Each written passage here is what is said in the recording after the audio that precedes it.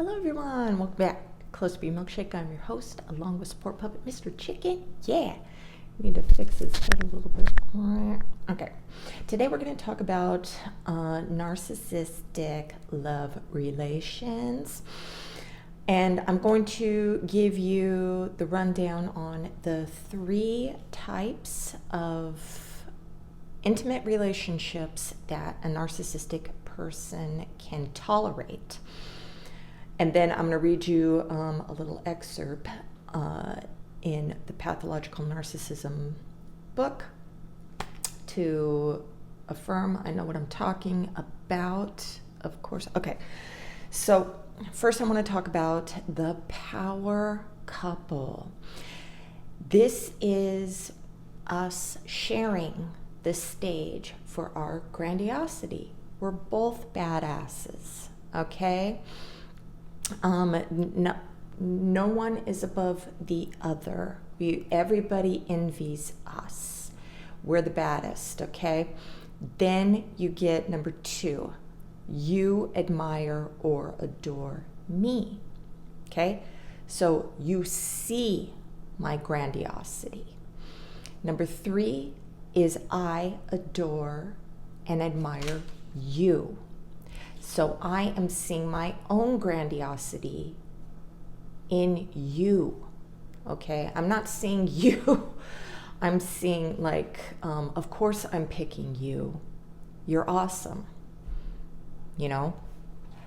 And that's not saying that, you know, there aren't wonderful things about you. But remember, this is fantasy land, okay? This fantasy, this isn't real, all right?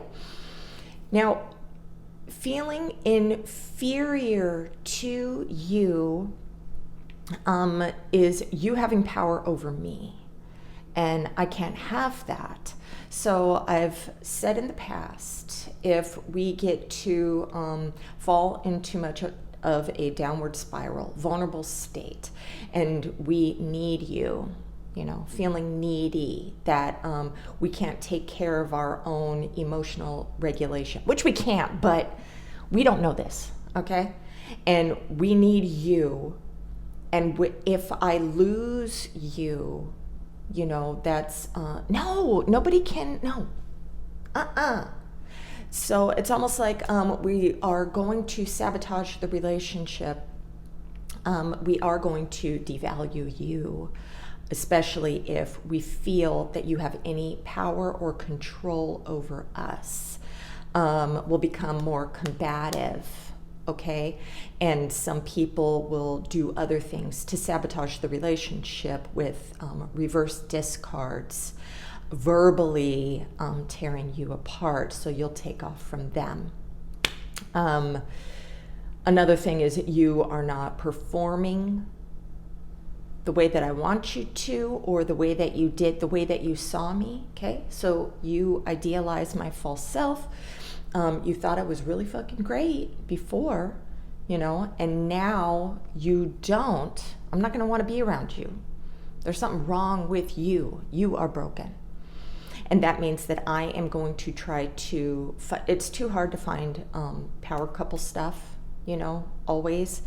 And admiring you, that's a lot of work, because I mean, you know, trying to get in with you, I've tried all these. You know, it's a lot easier to get someone to admire the narcissist, you know, and for you to be like, oh my God, I'm so fucking lucky to be with you.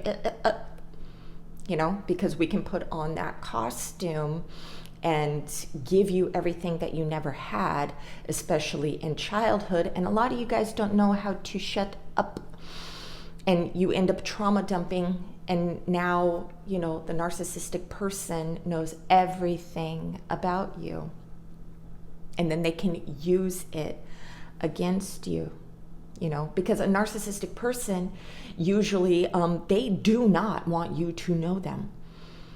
They are paranoid of you knowing every little thing about them, because you're going to use it against them, because that's what we do to you. All right? This is how I know a fucking borderline from a fucking narcissist. A narcissist ain't going to tell you shit. They're just going to tell you what you want to hear about you. Okay? Stop it. All right. Now I'm going to read this little thingamajigger so you know that what I am saying is accurate. Okay? Individuals with narcissistic pathology suffer from feeling that to depend emotionally on another represents a loss or diminishment of their own greatness. Needing another person generates intense envy and invokes feelings of inferiority and vulnerability to the need and potentiality of a superior person. As a result, the unconscious tendency to devalue the partner erodes the feelings of love and intimacy and tends to dissipate the sexual excitement of intimate, passionate relations.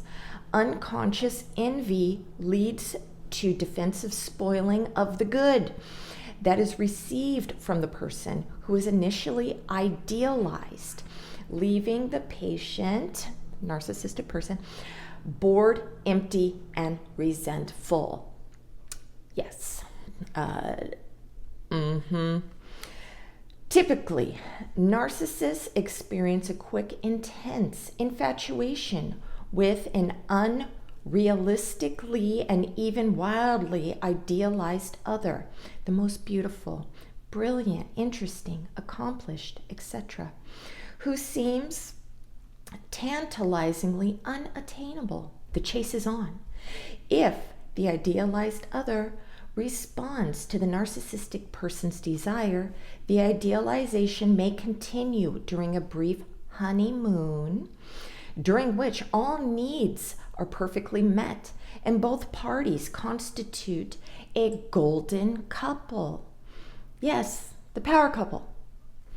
Disaster follows as the reality of the love object's separateness and imperfections gradually threaten the grandiose idealization.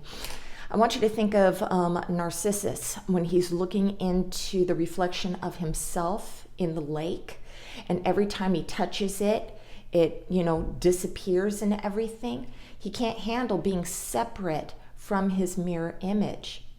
And when you start bringing reality into the fantasy, this is just what happens, okay? You can't stop it. We're a separate entity now. We don't like that, it seems. The excitement of sexual conquest is thus spoiled by disappointment and disillusionment over minor flaws. Sex becomes routine. Remember, I said it's like punching a time clock? Yes. And something of a chore, as an unconscious envy and defensive devaluation of the other interferes with sexual gratification. The patient begins to feel trapped, and the search for another ideal person to replace the present one begins anew. That sucks. All right. So, even though there were, this unfortunately, is the cycle when you are in a relationship with a pathological narcissistic person or somebody with the full-blown disorder. There's nothing you can do because we don't even know that this is, what's happening inside of us. We can say like, oh, I know the pattern, I'm just going to go out with this person and this person's going to disappoint me because I'm always fucking disappointed or whatever. Or if somebody's in a more vulnerable state, they will say that, I'm always left. I'm always left, so I'm a defective. Excuse me, burping. I'm having tea. Yes, so the whole narrative of a narcissistic person always knows exactly what they're doing all the fucking time is not real. Okay, the older we are, the more patterns we understand, but just because we know the pattern doesn't mean that we know why we do it. All right? And we're always, with blinders on, not having the empathy connection to you, you know, we're not even feeling your pain or anything where you're going. So we're just fucking reckless doing the shit, you know? Anyways, it's really nice and depressing. It's very depressing. Learning about these things that are like switches in my head that are not working properly, that are defective, that my brain wants to react in a certain way. Okay. But looking at and reading about these things, it's like, oh, now I know why. You know, now I know why I do these things. And it also, you know, showed what healthy, mature love is supposed to be like.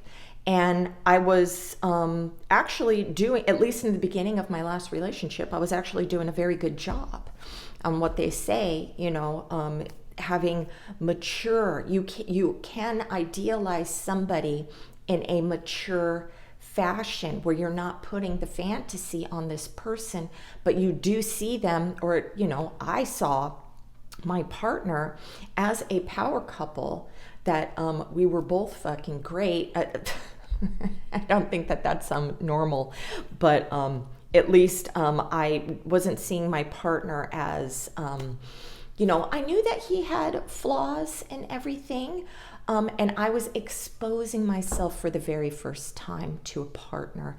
So, and he was exposing himself. So that was very special to me. And, you know, with my channel, there's no putting that back in Pandora's box. All right? Unless I fucking just erased all of my shit. And we know that that ain't happening. All right. Anyways, so I hope that was helpful. And I will link the book that I read, that little tidbit from, in the description. Okay. All right. I can't wait to tell you more about what I learn about myself. All right. So, yeah. Shall we wish them a happy, great day? Yes, we do. Namaste.